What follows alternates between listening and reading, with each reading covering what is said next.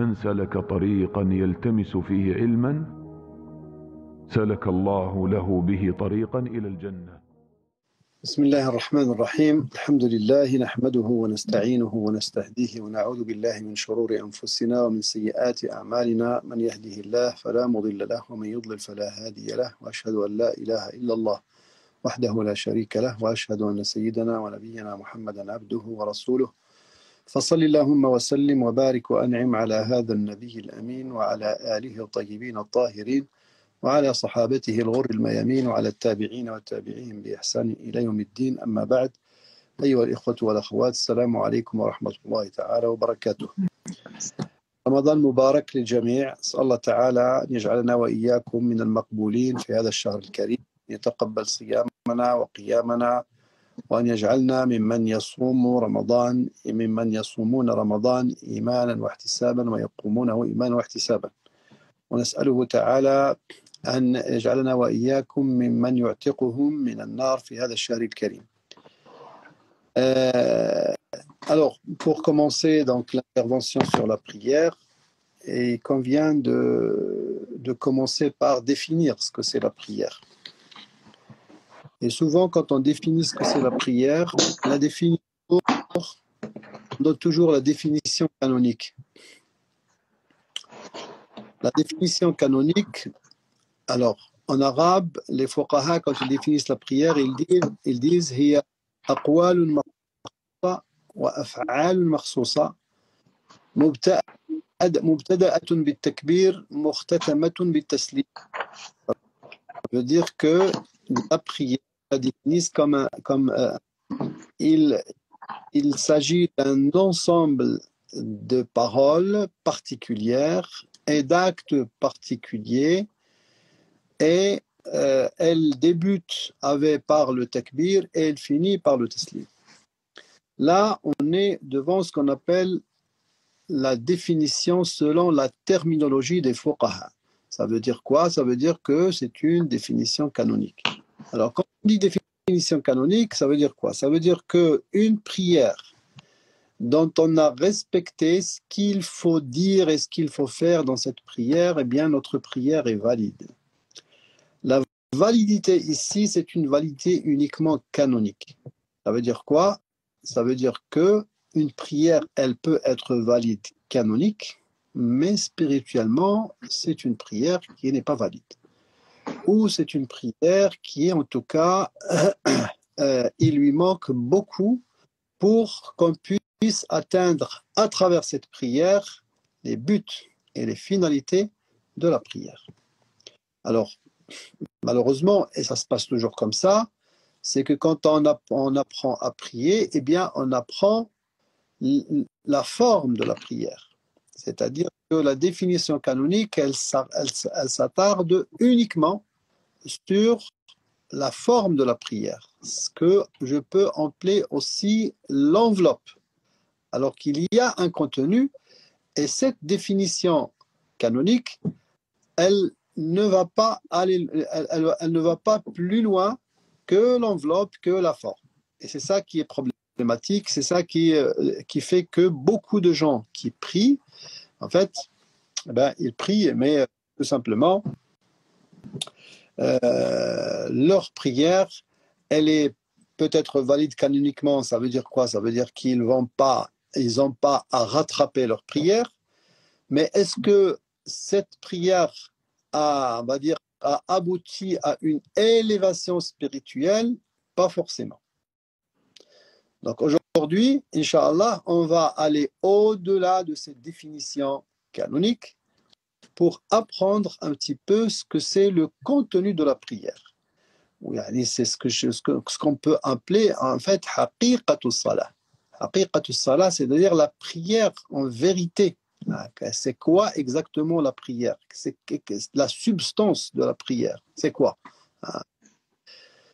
Alors, pour parler de ça, en fait, si la définition canonique est facile, et que pour apprendre comment prier canoniquement, ça ne prend pas beaucoup de temps, eh bien, définir la prière spirituellement est un long cheminement qui commence quand on prend conscience de ça, de cette chose, et ne finit jamais, jamais, parce qu'il s'agit d'un cheminement de vie.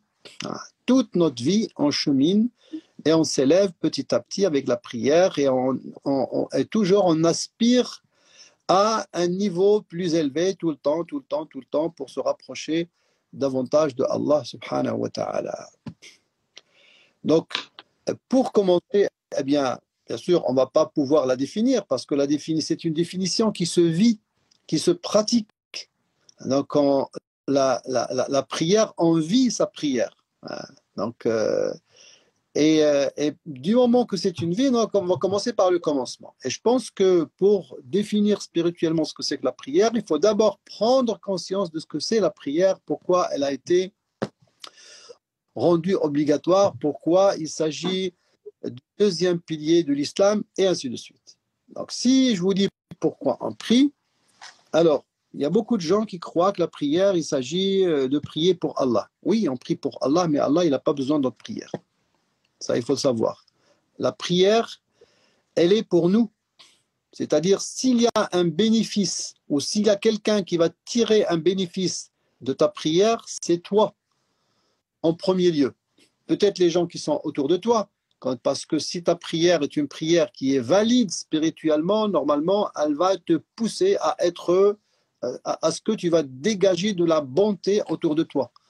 Donc, c'est le premier qui va en fait bénéficier de sa prière ou des bénéfices de la prière, eh bien, c'est le prieur lui-même. Donc, la première chose, il ne faut jamais prendre la prière comme une dette que vous devez à Allah subhanahu wa ta'ala et vous devez vous acquitter de cette dette. Ça, c'est une idée qui est mauvaise. On peut toujours dire oui, parce que j'ai une dette, je n'ai pas prié, il faut que je prie et tout ça. Mais on va dire la vraie définition de la prière, c'est que je vais prier pour moi. Je vais prier parce que la prière, elle est faite pour moi. Allah subhanahu wa ta'ala, s'il me l'a prescrit, c'est pour mon bien. Aussi, il faut dire que la prière est un cadeau que Allah subhanahu wa ta'ala donne à l'être humain. Et vous savez que toutes les prescriptions, Allah subhanahu wa ta'ala, il les a prescrits donc du haut en bas, c'est-à-dire sur terre. C'est-à-dire ils étaient révélés, transmettés par l'ange Gabriel au prophète alayhi salatu wassalam du haut en bas. Sauf la prière. La prière, Allah subhanahu wa ta'ala a appelé le prophète alayhi salatu wassalam pour qu'il monte au-dessus des sept ciels pour lui donner ce cadeau qui est la prière. Donc, ce voyage nocturne qui a fini par une ascension au-dessus du septième ciel, c'est là où Allah subhanahu wa ta'ala a prescrit la prière au prophète alayhi salatu wassalam. Donc, ça, c'est le deuxième point. Le troisième point, il faut savoir que Allah subhanahu wa ta'ala, quand il a créé l'être humain,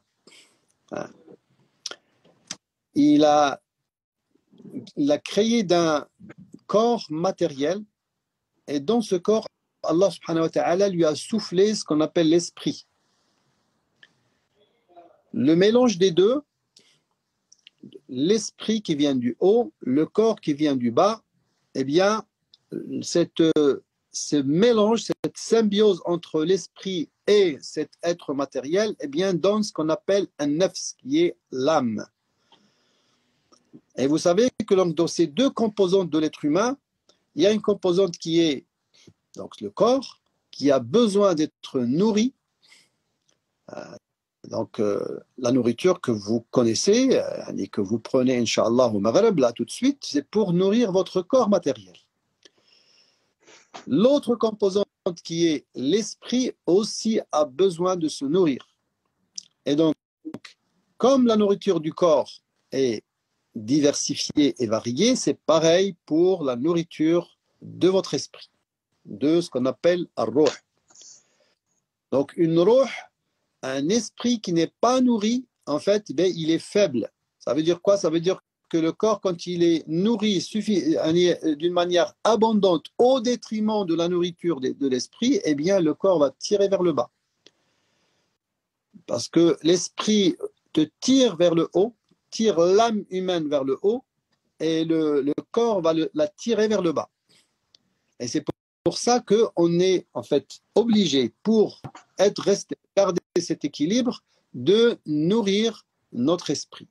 La nourriture du corps est variée et diversifiée, c'est pareil pour la nourriture de l'esprit. On nourrit l'esprit par dhikr, par dua, par qira'atul Qur'an, par sadaqa, par tout ce qui est bonnes œuvres et bien sûr la prière. Et si vous voulez un petit peu faire une comparaison, la prière pour l'esprit, c'est le plat de résistance. Vous savez, pour votre corps, il y a beaucoup de choses qui peuvent vous nourrir. Vous buvez des choses, vous mangez des petites choses, des apéritifs quand vous prenez des trucs comme ça, par exemple, pour vous préparer à manger. Vous prenez plein de petites choses, mais il y a un plat de résistance. Eh bien, le plat de résistance pour l'esprit, c'est la prière. Donc, c'est comme ça qu'il faut concevoir la prière. C'est pas du tout une corvée, c'est pas du tout quelque chose qui vous alourdit le dos, il est sur votre dos, vous devez vous débarrasser à n'importe quel moment, il faut le prendre comme ça. Ça veut dire que, vous savez, quand vous avez faim, eh bien, vous vous lancez vers le manger avec un grand envie. Et c'est pareil pour la prière. Normalement, on doit se lancer avec un grand envie pour la prière. Le prophète alayhi salatu wassalam disait à Bilal, Arihna biha ya Bilal. Donc, Ibn Jawzi dit que quand on est en prière, on est dans une rawda, où notre nourriture, c'est la prière. Ta'amuna fiha as-salah wa sharabuna fiha ad-dumu'. Ça veut dire notre nourriture, c'est la prière, et notre boisson, c'est les larmes. Donc, si on n'a pas compris ça, en fait, eh bien, on ne va jamais accéder à cette définition spirituelle, à ce cheminement spirituel à travers la prière. Donc, Allah subhanahu wa ta'ala, quand il nous a donné ce cadeau, pourquoi c'est un cadeau? C'est parce qu'il nous permet de le rencontrer. Il nous permet de se mettre devant lui, de lui parler, de lui demander ce qu'on veut, de le supplier, tout simplement d'être en al-uns, ce qu'on appelle uns, je ne sais pas comment le traduire en français, mais être en compagnie de Allah subhanahu wa ta'ala. Voilà. Donc, imaginez que vous êtes invité, vous êtes convoqué par une grande personnalité, comme par exemple un roi ou n'importe, qui vous dit venez me voir, je vous invite chez moi, demandez-moi ce que vous voulez. Je pense que quand vous vous lancez pour cette invitation, eh bien, il y a une grande envie. Et vous vous préparez comme il faut, et qu'est-ce que je dois dire, quels sont les mots, qu'est-ce que je dois m'habiller comment, et ainsi de suite. Donc là, celui qui vous appelle et celui qui vous invite et qui vous demande exactement pareil, venez vers moi et demandez-moi ce que vous voulez, je suis là pour vous, ça c'est Allah subhanahu wa ta'ala. Et il n'y a pas du tout de comparaison entre Allah qui est Malikul Muluk et le Malik, un roi, un être humain, qui est un roi sur cette terre. Et il n'y a qu'à connaître Allah subhanahu wa ta'ala pour connaître qu'il n'y a pas de comparaison possible. Et pour connaître Allah subhanahu wa ta'ala, ça aussi c'est quelque chose de très important pour qu'on puisse savoir c'est qui nous... Quand on entend l'adhan, quand l'adhan retentit, celui qui invite, c'est qui? Eh bien, c'est Allah subhanahu wa ta'ala. Celui qui a créé tout ce qui est autour de toi, tout ce que tu vois et tout ce que tu ne vois pas. Et pour voir la grandeur du Créateur, voir un petit peu la grandeur de la création. La grandeur de la création, dans ayat al-Kursi, Allah subhanahu wa ta'ala dit wasi'a kursiyyu samawati wal ard. Ça veut dire que la chaise de Allah subhanahu wa ta'ala peut contenir les cieux et la terre. Le prophète alayhi salatu wassalam, quand il explique ça, il nous dit que, il nous donne une comparaison à travers un parabole en disant que en comparant la chaise de Allah subhanahu wa ta'ala et la terre et les cieux. Vous savez, quand on parle aujourd'hui de la terre et des cieux, les dimensions ne se mesurent pas par kilomètre. On mesure ça avec des années-lumière, avec des milliards d'années-lumière. Donc c'est tout simplement inimaginable. Et ça, en plus, c'est que Sama Dunya. On ne sait pas encore les autres cieux. Donc le prophète dit, en comparant la chaise de Allah subhanahu wa ta'ala et la terre et les cieux, il dit que la terre et les cieux par rapport à la chaise de Allah subhanahu wa ta'ala, c'est tel un petit anneau jeté dans un désert. Et après, il compare la chaise et le trône. Et il dit, la chaise par rapport au trône, ce n'est qu'un petit anneau jeté dans un désert. Et vous pouvez imaginer alors le kursi et l'arche. C'est inimaginable. Que tout ça, c'est que la création de Allah ta'ala. Alors, que dit-on de quelle grandeur, quelle adama, quand on dit Allahu Akbar, on sait pourquoi on dit Allahu Akbar. Quand on dit Subhana Rabbi al-Azim, on sait ce que ça veut dire al-Azim. J'imagine cette grandeur, et cette grandeur ou cette immensité qui est illimitée, qui est absolue. Donc, vous voyez, le commencement, en fait, commence par ça. C'est-à-dire, je me définis, je définis ce que c'est la prière, pour qui je prie, et qu'est-ce que je veux, et la prière, c'est pourquoi. Voilà. Donc, ça veut dire quoi? Ça veut dire qu'un être humain qui nourrit son corps au détriment de son esprit, eh bien, c'est un être humain qui marche comme ça, sur un seul côté. Et ça veut dire que je suis tiré vers le bas. Donc, il faut absolument prendre conscience que quand je prie pour moi, je prie pour mon équilibre, je prie pour m'élever, pour nourrir mon esprit, pour atteindre cet équilibre, pour ne pas rester emprisonné de mon corps, de mes envies et de mes faiblesses.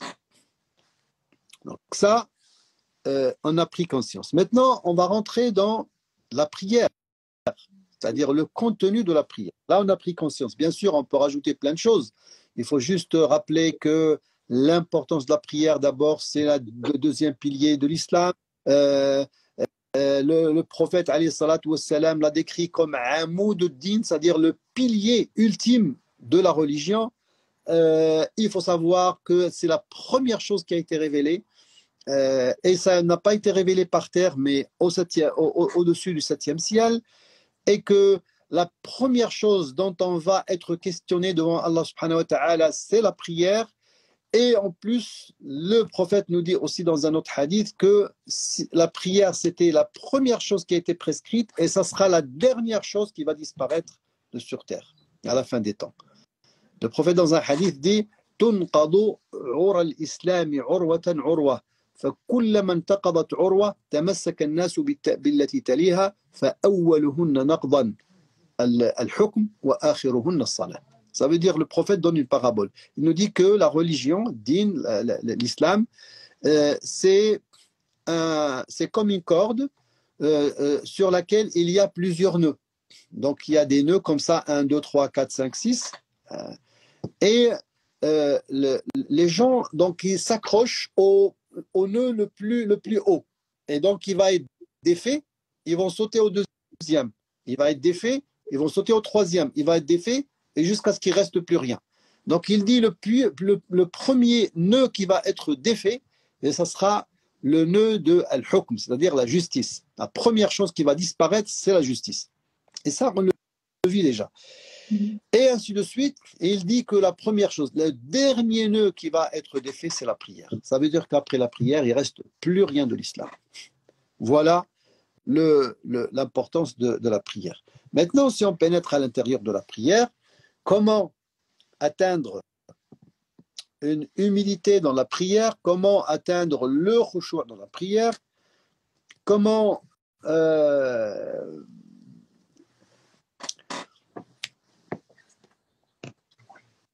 quoi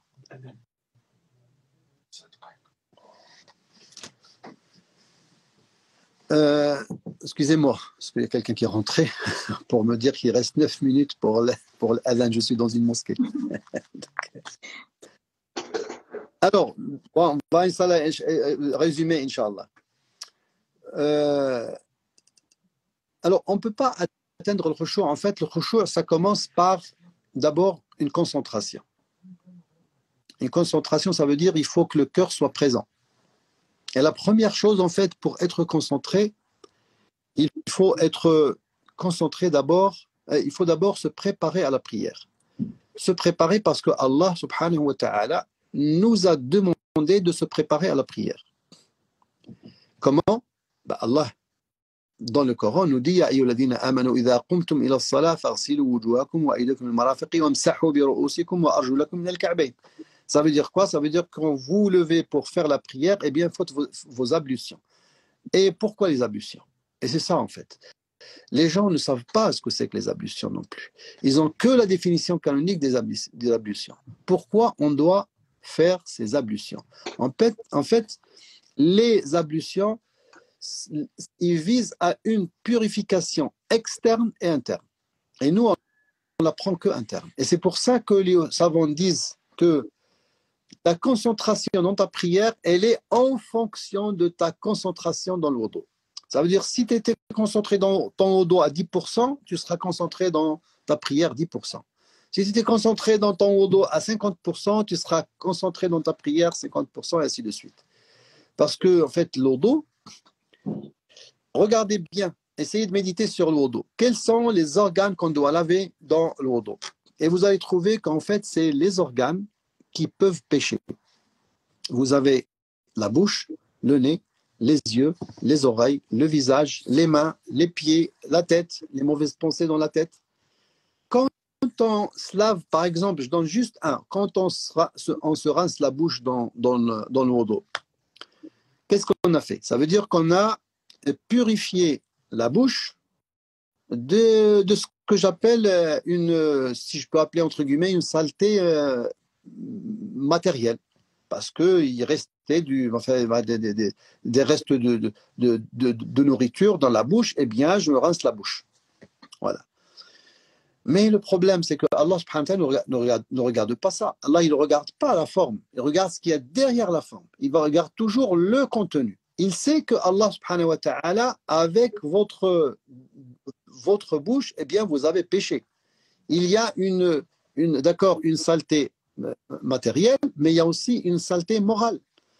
Et donc, à quoi bon de rendre sa bouche propre matériellement, mais pas moralement? C'est problématique, ça. Donc, Allah subhanahu wa ta'ala, il veut que tu viennes propre, pur.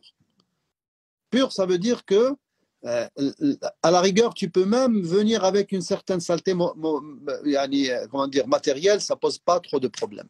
Bon, ça peut poser problème peut-être aux gens qui prient à côté de toi, mais pour Allah subhanahu wa ta'ala, ça ne pose pas de problème. Peut-être aux anges, mais Allah, lui, ça ne lui pose aucun problème. Mais le problème, c'est que pour nous, on ne peut pas se laver tout en gardant nos péchés, tout en gardant cette saleté qui est morale en nous. Et c'est pour ça que le wudu est fait pourquoi? Pour faire at-tawba à chaque fois que je fais le wudu. En fait, c'est pour me corriger, pour faire tawba, pour regretter, pour demander pardon à Allah subhanahu wa ta'ala. Et c'est pour ça qu'à la fin de l'wudu, il y a un dhikr qu'on doit répéter.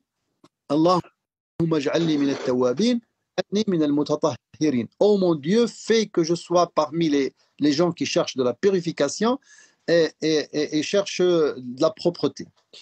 Et cherchent le pardon ou le repentir. Voilà. Donc, le repentir et la pureté. Donc, ils sont liés, vous voyez? Donc, à chaque fois que je fais mon wudu, si je suis présent, ça veut dire que si, par exemple, j'avais mangé quelque chose qui est haram, eh bien, je demande pardon. quand je me lave, alors qu'il y a de la saleté, on va dire, matérielle qui va couler avec l'eau, en même temps, il faut que la saleté morale aussi descend avec l'eau. Et ça, c'est quelque chose que c'est toi qui le décides. C'est en étant conscient quand tu veux faire ton wudu, en étant concentré dans ton wudu. Ça veut dire quoi? Ça veut dire que tu réfléchis. À chaque fois, tu fais le point. Qu'est-ce que j'ai dit avec quelles sont les mauvaises paroles qui sont sorties de ma bouche? Et tu les regrettes. Et tu dis pardon. Et ainsi de suite. Tu passes à ton visage, tes yeux, qu'est-ce que tu as vu avec tes yeux, qu'est-ce que tu as fait avec tu as entendu avec tes oreilles, ta tête, les mauvaises pensées, ta main, qu'est-ce qu'elle a touché, ton pied, elle est partie où, et ainsi de suite.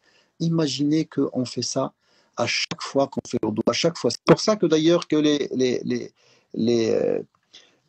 nos pieux prédécesseurs, qu'est-ce qu'ils disent? Ils disent que le mieux, c'est de refaire son wudu dans chaque prière. Même si tu es à la wudu, refais quand même le wudu. Pourquoi il faut refaire le dos? En fait, parce que si à chaque fois que tu vas prier, tu te mets propre pour aller prier, propre de l'extérieur et de l'intérieur, ta prière, elle ne va pas être... Parce que, en fait, dès que tu regrettes quelque chose, dès que tu demandes pardon, déjà, tu es dans l'humilité. Voilà, ça c'est la première chose. Ça veut dire, quand tu viens à la prière, ça veut dire que tu as honte de toi. Et donc, voilà, tu viens vers Allah subhanahu wa ta'ala et tu te mets devant lui avec humilité, voilà, avec ce qu'on appelle haya, une pudeur. Et là, déjà, tu commences une prière pas du tout comme les autres. C'est pas, vous voyez, ça commence, dès qu'on commence déjà à prendre conscience de ces choses-là et commence à les pratiquer, ça change. Votre prière va complètement changer à la fin. Après, on peut se préparer à la prière comme on veut. Ça veut dire quoi? Ça veut dire qu'il y a plein de choses qu'Allah nous a mis. Il nous a mis, par exemple, l'adhan. Méditez sur l'adhan, vous allez voir que l'adhan, il est choisi, les phrases de l'adhan sont choisies d'une manière minutieuse. Quand on dit Allahu Akbar, et tu sais que celui qui t'appelle, il est le plus grand. Et quand tu prends la ilaha illallah, ça veut dire que tu te détournes de tout, parce que tu sais que le sens de la ilaha illallah, ça veut dire quoi? Ça veut dire que nul n'est digne d'être adoré à part Allah subhanahu wa ta'ala. Donc toutes les choses qui sont dans cette vie dont tu peux être attaché, en fait, le fait de dire la ilaha illallah, ça veut dire que tu libères de tout. Et ça, tu peux pas, en fait, le réaliser sans que tu aies conscience de ce que tu entends. Tu entends la ilaha illallah, mais ça traverse l'oreille sans aucune méditation. Et ça, en fait, ça ne produit rien à la fin. Et ainsi de suite, si tu continues avec l'adhan. Après, bien sûr, la préparation aussi, le fait de se mettre devant le qibla a un sens. Le fait de satr al-awra et cacher sa nudité a un sens. Pourquoi la nudité, en fait, c'est les choses que l'être humain ne peut pas montrer aux gens. Il doit les cacher dans les prières. Mais il y a aussi d'autres défauts que tu n'aimes pas que les gens voient, mais Allah, il les voit. Et la seule chose qui peut te débarrasser de ça, en fait, c'est un repentir. Donc, quand tu mets tes vêtements, tu dis, là, j'ai mis mes vêtements pour cacher mes défauts, ou pour cacher ma nudité, ou pour cacher les choses que j'aime pas que les autres voient sur moi. Eh bien, dis-toi que Allah, tu peux rien lui cacher. Allah subhanahu wa ta'ala, il faut que tu t'habilles de libas at-taqwa. Wa libas at-taqwa dhalika khayr. Libas at-taqwa, ça veut dire c'est le repentir. Ça veut dire que mes défauts, mes péchés, il n'y a rien qui peut les cacher à part le repentir et la demande de pardon. Voyez un petit peu, tout ça en fait a du sens.